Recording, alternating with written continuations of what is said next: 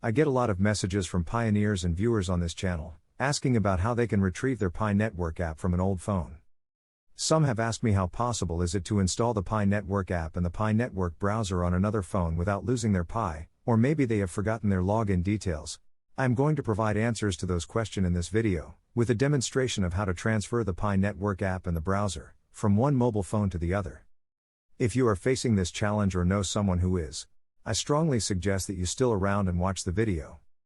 If you don't have this challenge, you might as well just watch the video, so as to know the basic knowledge of how it is done. This is in case you find yourself in this corridor. Please pay attention to what I will be saying in the video and not just the demonstration.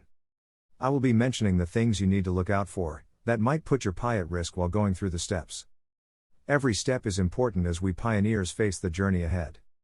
If you are ready, then let's get right into it.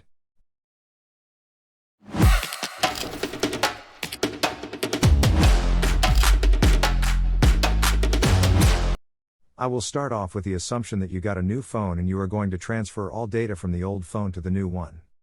If you did, the first thing you have to do is not to erase the previous phone.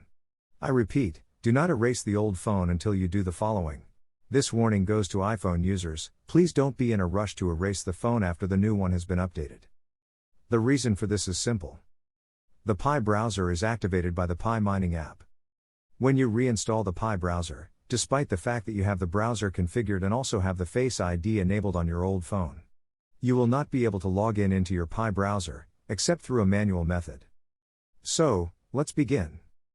When you have successfully transferred your data inclusive of apps from the old phone to the new one, the Pi mining app will activate especially when you have the password saved on the phone, or you have fingerprint or Face ID activated. Go ahead to download and install the Pi browser on the new phone.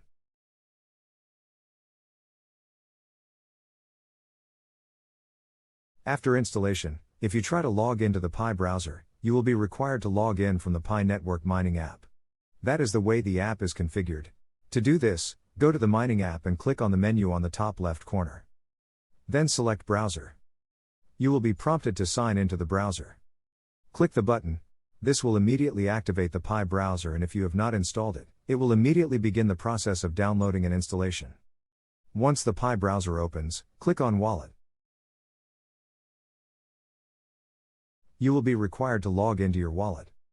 At this point, the fingerprint or Face ID will not be available to use. This means that you will have to set up the login details from scratch. This is where it gets interesting. Go back to the old phone, and I hope you have not done a factory set. And if you have, then you cannot proceed with this method. On the old phone, click on the Pi browser, the select wallet.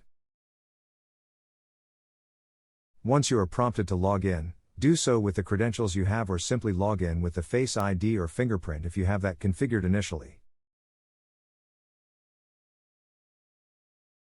Once logged in, click on Settings. The wallet settings page will open, and the app will verify your login details again. Next step, click on the Show button, and your login passphrase will show up. Now you will have to move to the new phone and type in the passphrase as displayed on the old phone. Please note that, when writing a passphrase, the first letter of the first word must be in small letter, and this applies also to all the words. There must not be a space at the beginning of the first word and also after the last word. Now click Unlock with passphrase. Once you have successfully logged in, the app will request that you set up a Face ID or fingerprint ID, depending on the type of phone you are using. Go ahead to enable and set it up.